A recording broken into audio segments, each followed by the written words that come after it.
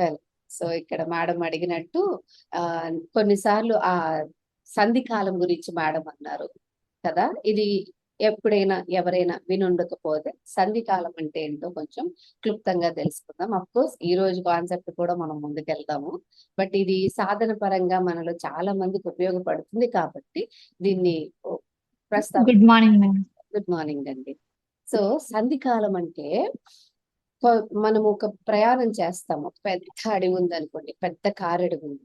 ఆ కారడవిలో నడుచుకుంటూ వెళ్తున్నాం. మనకి కొంత దూరం వచ్చిన తర్వాత తెలుస్తుంది, జాగ్రత్తగా వినండి. ఇది మన ప్రతి ఒక్కరి ఆధ్యాత్మిక ప్రయాణం ఆరంభించిన తర్వాత ప్రతి ఒక్కరి మానసిక స్థితి ఈ విధంగానే నడుస్తూ ఉంటుందన్నమాట. ఒక పెద్ద మహారణ్యంలోనికి ప్రవేశించాం. ఆ మహారణ్యంలోనికి ప్రవేశించిన తర్వాత కొంతకాలానికి మనకు తెలిసొచ్చింది ఏంటంటే ఈ మహారణ్యం చాలా పెద్దగా ఉంది. నేను ఇంత నత్తనడకతో వెళ్తే పని అయ్యేది కాదు. నేను అవతల వైపుకి చేరుకోలేను. కాబట్టి కొంచెం ఫాస్ట్ గా వెళ్తాను అని చెప్పి అనుకున్నారు. అప్పటి వరకు చక్కగా మృదువుగా అడుగులు వేస్తూ చుట్టూ ఉన్న ప్రకృతిని, ఎవరేం చేస్తున్నారు ఈ మహారణ్యంలో, నాతో పాటు ఎవరైనా ఉన్నారా అని వెతుక్కుంటూ అందరినీ గెలుపుకుంటూ వెళ్తున్న మనము నెమ్మదిగా అప్పుడు ఒక అవేర్నెస్ కి వస్తాం. ఎంత స్లోగా అయితే కాదు, ఇక్కడ నాకన్నా బెటర్ గా ముందున్న వాళ్ళు ఉన్నారు కాబట్టి కొంచెం ఫాస్ట్ అప్ చేస్తానని చెప్పి పరిగెడతాం. మహారణ్యంలో పరిగెడతాం. ఆ పరిగెడుతున్నప్పుడు ఏమవుతుంది, కొంత సమయానికి అలసిపోతాం కదా కదా ఎంతకీ నేను చేరుకునే గమ్యం రావట్లేదేంటి అని అలుపు వస్తుంది అనమాట. అలుపు వచ్చినప్పుడు ఏం చేస్తారు, కొద్దిసేపు స్థిమితం అవుతాను. రెండు రకాలుగా చేస్తారు. ఒకటి, ఎక్కడైతే వచ్చారో అక్కడ కూర్చుండిపోతారు. లేదా నిదానంగా వెళ్తా, ఆగను నేను, నిదానంగా వెళ్తాను. పరిగెడదాంలే, ఎలాగో చేరవలసిన గమ్యం ఇంకా దూరం ఉంది కదా, కాబట్టి నిదానంగా చేరుతాను. చేరానో లేదో, ప్రయాణం అయితే నేను ఆపట్లేదు కదా, ప్రయాణిద్దాం అని నిదానంగా నడక నెమ్మదిగా సాగిస్తుంటారు. ఇంకొంతమంది ఎలా ఉంటారంటే, ఇంతవరకు వచ్చాను, వాళ్ళకి అనిపిస్తుంది నేను సగం దూరం వచ్చాను, ఇంకెంత వెళ్ళాలి నేను, నా వల్ల కాదు కాబట్టి ఇక్కడే క్విట్ అయిపోతాను, అక్కడి నుంచి షార్ట్ కట్లు వెతుక్కుని బయటకు వచ్చేస్తారు అరణ్యం నుంచి. రైట్, ఎలాగోలా అరణ్యం నుంచి బయటికి రావాలని అనుకునేవాడికి షార్ట్ కట్లు త్వరగా దొరుకుతాయి. నేను ఇదే దారిలో వెళ్తాను, కానీ నేను మొదలు పెట్టిన చోటికి పోను, వేరొక చోటికి వెళ్ళాలి. ఇప్పుడు ఈ షార్ట్ కట్లు వచ్చి వెళ్ళిన వాళ్ళకి ఏంటంటే, ఎక్కడ మొదలు పెట్టారో అక్కడికే వెళ్తారు. రైట్, ఇప్పుడు నేను చెప్తున్న ఎగ్జాంపుల్ ని ఆ మన యొక్క ఆధ్యాత్మిక ప్రయాణానికి మనం గనక దీన్ని రిఫ్లెక్ట్ చేసుకుంటే ఇందులో ఉన్న సారం చాలా బాగా అర్థమవుతుంది. ఇప్పుడు రెండో రకం చెప్పాను, నేను నిదానంగా వెళ్తాను. ఆ వెళ్తున్నంతసేపు కాలు నొప్పులు ఉంటాయి, అంతవరకు ముళ్ళులు, తర్వాత రకరకాల చీకటిలో ప్రయాణం చేసిన సందర్భాలు ఉంటాయి. అజ్ఞానం కదా, కొంత వెలుగులో ప్రయాణం చేసినప్పుడు అరే ఈ దారి ఇంత దారుణంగా ఉందా, లేకపోతే ఇంత క్లియర్ గా ఉందా, నేను ఇన్ని దెబ్బలు తగిలించుకున్నానా తెలియక, దారి మీద అవగాహన లేక కదా. ఇప్పుడు మీ ఇల్లు ఉంది, మీ ఇంట్లో మీరు కళ్ళు మూసుకొనైనా ఒక గది నుంచి ఇంకో గదికి వెళ్ళిపోగలిగే స్టేట్ లో ఉన్నారు. కొత్త ఇల్లు అనుకోండి, వెళ్ళలేరు. అదే ఇంటికి వెళ్ళి ఒక 6 నెలలు అయ్యింది, అర్ధరాత్రి కరెంటు పోయింది, ఆ బెడ్ దగ్గర నుంచి క్యాండిలో లైట్ ఎక్కడుందో మీరు ఎలాంటి లైట్ లేకుండా నడిచేస్తారు కదా, బికాస్ దారి మీద ఒక గ్రిప్ ఉంది కాబట్టి కదా. దారి మీద గ్రిప్ లేకపోతే అక్కడికక్కడ తట్టుకుంటారు, ఏవో తగిలిపోతా ఉంటాయి, దెబ్బలు తగులుతాయి, వెళ్తారు. సిమిలర్లీ ఆ మహారణ్యం అనే దారిలో ఎవ్వరికి దిశ నిర్దేశము, ఆ దారి తెలియదు కాబట్టి అజ్ఞానం అనే చీకటి వలన దెబ్బలు తగిలించుకుంటూ వెళ్తామన్నమాట. ఆ దెబ్బలకి కనీసం మనము కట్టాలి, మందు వేయాలి. అలా మందు వేయాలని చెప్పేవాళ్ళు లేక, ఆ, లేదా మందు వేయాలన్న ఒక విధానం ఒకటి ఉంటుందని కూడా తెలియక ఆ చీకటిలోనే వెళ్ళిపోతా ఉంటాం. వెలుతురు వచ్చినప్పుడు అరే ఇన్ని దెబ్బలు తగిలించుకున్నానా నేను అని అనుకుంటాం అనమాట. రైట్, ఇలా నత్తనడకలో సగం దూరం వచ్చానేమో అన్న భ్రమతో నెమ్మదిగా నడుస్తూ వెళ్తున్న వ్యక్తికి గమ్యం ఎంతకీ చేరకపోయేసరికి మానసిక, శారీరక, భావోద్వేగ అలసట వలన సంధికాలం ఏర్పడుతుంది అనమాట. అంటే ఇప్పటి వరకు నువ్వు ఒక ప్రయాణాన్ని చేశావు, ఈ ప్రయాణం ఇలా జరిగింది కదా, దీన్ని ఈ ఇన్ని దెబ్బలు తగిలించుకున్నాను, నాకింత జరిగింది, ఇదంతా పక్కన పెట్టు. పక్కన పెట్టి రానున్న ప్రయాణం మీద ధ్యాస పెట్టు, ప్రస్తుతం నీ నడక ఎలా సాగుతుందో ధ్యాస పెట్టు అని తనను తాను కౌన్సిల్ చేసుకుంటారన్నమాట. ఇది సంధికాలం. ఈ సంధికాల సమయంలో ఎలాంటి అనుభవాలు ఉండవు. ఎందుకంటే సంధికాలం అనేది ఒక షిఫ్ట్.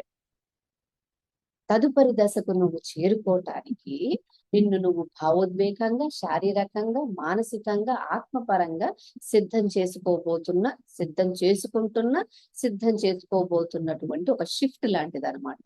ఈ షిఫ్ట్ లో చాలా మంది ఆధ్యాత్మిక సాధకులు అంటే అరణ్య ప్రయాణికులు ఎలా ఉంటారంటే, నిజంగా నేను కరెక్ట్ దారిలోనే వెళ్తున్నానా, అసలు నేను చేస్తున్నది సరైనదేనా, దీనివల్ల నాకు ఏదైనా లాభం వస్తుందా, ఎలాంటి లాభం లేని ప్రయాణం చేస్తున్నానేమో, అవసరమా అని ఇలా రకరకాల ఆలోచనలతో వెళ్తారు.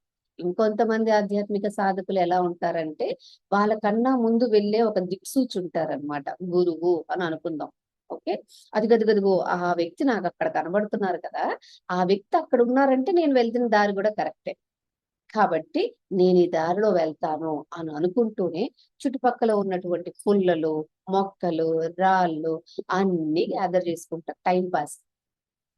రైట్, ఎందుకంటే వాళ్ళు ఆ దారి మీద ఫోకస్ చేయలేరు కనుక కొంతమంది తనను తాను హీల్ చేసుకోవడం మానేసి, చెప్పారా, పుల్లలు, రాళ్ళు ఇలాంటివి కలెక్ట్ చేస్తారు. ఇవి పనికిరావు. అది ఎలా అంటే తన గురించి తను హీల్ చేసుకోవడం మానేసి పక్క వాళ్ళు హీల్ అయ్యారా లేదా, వాళ్ళకి నాకు తెలిసింది నేను చెప్పానా లేదా, లేకపోతే కొంతమంది ఆస్ట్రాలాజికల్ గా కూడా చూసుకుంటాము. ఆస్ట్రాలాజికల్ గా కూడా కొంతమంది ఫాలో అవుతా ఉంటారు, ఇంకొంతమందికి వాళ్ళకి తెలిసినవి చెప్తూ ఉంటారు. లేదా టారో రీడింగ్స్ ఇవన్నీ చెయ్యొచ్చు, చేయకూడదని అనను. ఇవన్నీ ఎప్పుడు మనల్ని మనం హీల్ చేసుకుని మనం ఒక బ్యాలెన్స్ స్టేట్ లో వెళ్ళినప్పుడు ఇవన్నీ చెయ్యొచ్చు. ఈ రాళ్ళు, పుల్లలు, చిన్న చిన్న మొక్కలు ఇవన్నీ కూడా పోగు చేసుకుంటే మనది, మన చేతులు శుద్ధంగా లేవు, మన దగ్గర ఉన్న బ్యాగ్ ఏమి లేదు క్యారీ చేయడానికి. సో అలాంటప్పుడు ఇవన్నీ ఎక్కడ పెట్టుకుంటారు, వస్తుంటే మీ చేతులన్నీ మరకలు మస అయితే కొన్ని గాయపడతాయి, అవి మీ చేతుల నుంచి జారిపోతాయి కదా. ఇంకొంతమంది ఈ రకంగా ఉంటారనమాట, మహారణ్యంలో ప్రయాణిస్తున్నప్పుడు రకరకాలవన్నీ గ్యాదర్ చేసుకుంటూ వెళ్తారు. అదిగదిగో ఆ వ్యక్తి అక్కడ ఉన్నారని చూస్తారు, ఆ వ్యక్తికి నీకు మధ్యలో దూరం పెరుగుతుంది నువ్వు పక్కన అటువైపు ఇటువైపు చూడటం వలన. ఇది గమనించరు కొంతమంది. కొంతమంది అది గమనిస్తూనే ఇవి కూడా చేస్తూనే బ్యాలెన్స్డ్ గా వెళ్తారు. దూరం తగ్గాలి. రైట్, మీరు ఏ దిక్సూచిని అయితే ఫాలో అవుతున్నారో ఆ దిక్సూచికి చేరువ అవ్వాలి. చేరువ అయ్యేందుకు సంధికాల సమయంలో నేను అన్నది పడిపోవాలి. నేను చేస్తున్నానన్న భావన పోవాలన్నమాట. ఆ నేను చేస్తున్నానన్న భావన తొలిగేది ఎప్పుడు అంటే, ఎప్పుడైతే ఆ అంతిమ సత్యం ఉన్నదో, అంతిమ సత్యం అంటే నేను ఆత్మ పదార్థాన్ని అని కేవలము స్ఫురణలోనో లేకపోతే ఆలోచనలోనో తెలుసుకోవడం అది అంతిమ సత్యం కాదండి. తెలుసుకోవడం అందరికీ తెలుసు. నీకు పేరు లేదనుకో, ఎవరు నువ్వు అని అంటే నేను ఆత్మను. ఆబ్వియస్ ఆన్సర్ ఇది, అందరికీ వచ్చేదే కదా. దీనికి లాజిక్ అక్కర్లేదు, అనుభవం అస్సలు అక్కర్లేదు సమాధానం చెప్పడానికి కదా. అందుకే అంటున్నాను, అంతిమ సత్యం అంటే నేను ఆత్మతత్వాన్ని అని తెలుసుకోవడం కాదు. రైట్, నేను కేవలం ఈ శరీరానికి మాత్రమే పరిమితమైనటువంటి జీవిని కాదు, ఈ శరీరానికి అతీతంగా ఉన్నటువంటి శుద్ధ చైతన్య పదార్థాన్ని, నీ శుద్ధ చైతన్య పదార్థాన్నైన నేను మాయతో కూడినటువంటి జగత్తులో ఉన్నాను. ఈ మాయ నన్ను అనేక రకాలుగా మోహింపచేస్తుంది, అజ్ఞానంలోనికి తీసుకెళ్తుంది. ఇది మోహింపచేసిన, అజ్ఞానంలోనికి తీసుకెళ్లిన, ఇది నాలో ఒక కోరికను జనరేట్ చేసిన, నాకు అది కావాలి, ఇది కావాలి, ఇలా ఉండాలి, వాళ్ళు ఇలా ఉన్నారు, వీళ్ళు ఇలా ఉన్నారు. ఇది కోరిక. రైట్, మోహం. ఒక దాని మీద నాకు ఇష్టం ఉంది అంటే నేను ఎంత దృష్టి పెట్టినా దాని నుంచి బయటికి రాలేకపోతున్నా. ఉదాహరణకు ఆలోచనే ఉంది, ఆలోచన కూడా ఒక మోహమే. ఎదుటి వ్యక్తికి సాయం చేయాలి, అరే ఎదుటి వ్యక్తి కష్టాల్లో ఉన్నారు, నా వంతు నేను ఏదో చేసేయాలి, వాళ్ళు నా దగ్గరకు వచ్చి చెప్పారు, సో నా వంతు నేను చేయడానికి నాకు అవకాశం లేకపోయినా నేను చెయ్యాలనుకుంటాను, అది మోహం. మోహం అంటే ఒక వస్తువు, ఒక విషయం ఇలాగే కదా అర్థం చేసుకుంటాం. ఒక వస్తువు, ఒక విషయము, ఒక వ్యక్తి ఇలా అనుకుంటాం కదా. అదొక్కటే కాదు. నీ ఆధీనంలో లేని దాన్ని నీ ఆధీనంలోకి తీసుకొచ్చి దాన్ని నీకు అనుకూలంగా చేసుకోవడానికి చేసే ప్రతి ప్రయత్నము, ప్రతి ఆలోచన, ప్రతి ఆవేదన నీలో మోహాన్ని క్రియేట్ చేస్తుంది అనమాట. మోహము అతి పెద్ద బంధకం. ఉమ్, ఆ మోహం, భర్త పట్ల మోహం, పిల్లల పట్ల మోహం, భార్య పట్ల మోహం, ఉద్యోగం పట్ల మోహం, శరీరం పట్ల మోహం, ఇలా ఈ మోహం అనే దాన్ని విడిచిపెట్టినప్పుడు ఆ నేను అనే దానికి దగ్గరవుతాం అన్నమాట. విడిచిపెట్టడానికి దగ్గరవుతాం అన్నమాట. ఇందాక అనినట్టు నాకు విడిచిపెట్టాలని తెలుసు, విడిచిపెట్టేశానని నేను అనుకుంటున్నాను. అది ఎలా అంటే నేను దినదినాభివృద్ధి చెందుతున్నాను నా సాధన ద్వారా, నేను చేసేటువంటి అనేకమైన ఆ సాధనలు, నేర్చుకున్న జ్ఞానం ద్వారా ఇట్లా నేను సరైన దారిలోనే వెళ్తున్నాను. అయినప్పటికీ కూడా కొన్ని సందర్భాలలో నాకు అనుభవమే రాకపోతే నాలో ఒక రకమైనటువంటి మనస్తాపానికి గురి అవుతూ ఉంటాను. ఎందుకు గురవుతూ ఉంటానంటే ఏదైతే జ్ఞానాన్ని తెలుసుకున్నామో అది కేవలము ఈ పాంచభౌతిక శరీరానికి మాత్రమే వర్తించే విధంగా వ్యవహరిస్తున్నాము కనుక ఆ ఎక్స్పెక్టేషన్స్ అనేవి ఉంటాయన్నమాట. నేను మళ్ళీ ఇక్కడ కూడా మనసు పనిచేస్తుందండి. ఎలా అంటే లేదబ్బా, నేను నా పాంచభౌతిక శరీరానికి మాత్రమే కన్ఫైన్ చేయట్లేదు. నేను నా ఆలోచనని ఇదివరకట్లో కన్నా ఇప్పుడు ఇంకా బెటర్ గా ఉన్నాను. నేను చాలా పాజిటివ్ గా ఉన్నానబ్బా నేను. How how can you say that? అలా ఎలా చెప్తారు మీరు అని అడిగితే గనక అలా చెప్పడానికి ఒకే ఒక కొలమానం ఏంటంటే మీరు ఆలోచించే విధానమే. నాకు ఏదో కావాలన్న తాపత్రయం ఉన్నప్పుడు కూడా కావాల్సింది రాదు. నాకేది వచ్చినా రాకపోయినా నేను ఆ స్థితప్రజ్ఞతను, నేను తెలుసుకున్న సత్యాన్ని నాలో నేను ధరిస్తాను. నాలో ఉన్న ఆనంద స్థితి దేని మీద ఆధారపడి లేదు. నా ఆనందము ఒక వ్యక్తి మీదనో, ఒక అనుభవం మీదనో, ఒక విషయం మీదనో ఆధారపడి లేదు అన్న అంతిమమైనటువంటి అనుభవపూర్వకమైన జ్ఞాన స్థితికి వచ్చినప్పుడు ఆ మోహము, నేను అనే భావనను తొలగి అనుభవం లేకపోవడం కూడా ఒక అనుభవమే అన్నది ఒక అవగాహనలోకి వస్తాం అనమాట. రైట్. ఈ మహారణ్య ప్రయాణం అందరికీ అర్థమైంది అనుకుంటాను. మహారణ్యం అనేది మనం చేసేటువంటి ఆధ్యాత్మిక మార్గం. ఆ మార్గము అనేక రకాలైన చెట్లతో నిండి ఉంటుందన్నమాట. ఇట్స్ అన్ ఓషన్ విజ్డమ్ కదా, మహాసముద్రము. ఆ మొక్కలలో కొన్ని అన్ని పనికొచ్చే మొక్కలే. మొక్కలు, చెట్లు అన్ని మనకి పనికొచ్చే మొక్కలే, చెట్లే. కాకపోతే ఆ మొక్కలన్నీ దగ్గరగా ఉంటాయి అన్నమాట. ఫర్ ఎగ్జాంపుల్, ధ్యానంలోకి ఆరంభించగానే అందరికి ఫ్యాంటసైజ్ అయ్యేటువంటి కాన్సెప్ట్ చక్రాలు. చక్రాలు చూసావా అంటే చక్రాల్లో థర్డ్ ఐ అబ్బా అది నేర్చుకోవాలి. Okay, third I. ఆ మొక్క చక్రాలు అనే పెద్ద మహావృక్షము, థర్డ్ ఐ అనేది ఇంకా పెద్ద మహావృక్షము. థర్డ్ ఐ అయ్యిందని అంటే ఇంకేదో, రైట్, ఇంకేదో. ఇప్పుడైతే రకరకాల కాన్సెప్ట్స్ వస్తున్నాయి, రావాలి, వస్తాయి, అన్నీ కావాలి. కొంతమంది అంటారు ఏదో ఒక్కదాన్ని పట్టుకోవచ్చు కదా, ఏదో ఒక్క సాధన పట్టుకొని వెళ్ళిపోవచ్చు కదా, ఎందుకు ఇవన్నీ మనకి, ఆ ఒక్కదాని మీద మనం గ్రిప్ తెచ్చుకోవచ్చు కదా, అప్పుడైనా నాకు నా లోపల ఒక తృప్తి వస్తుందేమో అని ఇలా అనుకుంటాం కదా. నేను అన్ని రకాలైన మనస్తత్వాలు ఉన్న వారి గురించి పరిణలోకి తీసుకుని ఇది మాట్లాడుతున్నాను. ఓకే, మీకేది వర్తిస్తుందో అది మీరు సూట్ చేసుకోండి. ఓకే, మీకు అది తీసుకోండి. ఓకే, సో అట్లా ఎందుకు ఇన్ని రకాలు, ఒక్క రకంతో వెళ్ళిపోతే బాగుంటుంది కదా, ఒక్క సాధన వెళ్తే బాగుంటుంది కదా అంటే బాగుంటుంది. మహా అయితే 1 నెల రోజులు, 2 నెలలు, 3 నెలలు, అంతే. ఒకే రకమైనటువంటి దారిలో రోజూ నువ్వు కాలేజ్కో, స్కూల్కో, నీ ఉద్యోగానికో వెళ్తా ఉన్నారు అనుకోండి, ఆ గమ్యం బోరు కొడుతుంది, దారి కాదు. చూడండి, రోజు ఆఫీస్కి వెళ్ళమంటే వెళ్తారా? అబ్బా ఈ రోజు ఉండిపోతే బాగుంది. స్కూల్కి వెళ్ళమంటే ఈ రోజు ఉండిపోతే బాగుంది, ఇలా అనిపిస్తుంది. It's not the path. దారి మీకు బోర్ కొట్టట్లేదు, గమ్యం బోర్ కొడుతుంది అనమాట. అందుకని గమ్యాన్ని ఆపాలనుకుంటారు. అంటే ఆ గమ్యం ఈ రోజు బ్రేక్ ఇద్దాంలే, ఎందుకు బ్రేక్ ఇద్దాం, కొంచెం డిఫరెంట్ గా కావాలి, రైట్.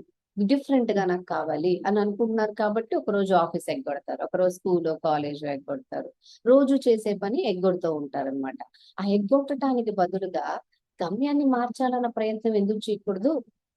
నాకు ఆ ఉత్సాహం కావాలి కదా, ఉత్సాహం కావాలి కాబట్టి గమ్యాన్ని మార్చే ప్రయత్నం చేద్దాం. కొత్తదనం కొత్తదనం వచ్చినప్పుడు ఎలా ఉంటుందంటే లోపల ఉత్సాహం, ఎగ్జైట్మెంట్ ఉంటుంది అనమాట. రైట్, ఒక ఎగ్జైట్మెంట్ ఉంటుంది. అట్లా ప్రతిరోజు ఒకే దాన్ని మనం పట్టుకొని, అంటే రోజు కాదు నేను అంటుంది, ఒక 2 నెలలు, నెల రోజులు ఒకే దాన్ని పట్టుకోండి, మార్చండి. అలా మార్చినప్పుడు మీ చైతన్యానికి రకరకాల రుచులు పరిచయం చేస్తున్న వాళ్ళు అవుతారనమాట. అది ఇంకోలా చెప్పాలంటే రోజు అదే పప్పన్నం తింటుంటే శరీరానికి ఆరోగ్యం ఎక్కడొస్తదండి కదా.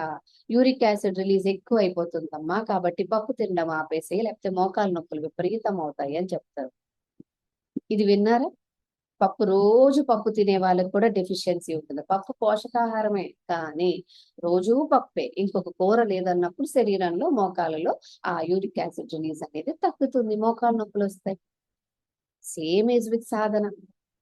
రోజు ఒకటే రకమైన సాధన చేస్తాను, లేదా నేను ఇది చేస్తే చాలు, నాకు నా గమ్యాన్ని నేను రీచ్ అయిపోతానేమో, నాలో ఒక తృప్తి వస్తుందేమో అన్న భావనతో చేస్తే ఆ, ఒకటే దానికి ఎడిక్ట్ అయిపోవడమో, లేకపోతే ఒక దగ్గరే ఆగిపోయాను, ఎక్కడ వేసింది అక్కడే ఉంది నాకు అన్న ఫీలింగ్ వస్తుంది అనమాట.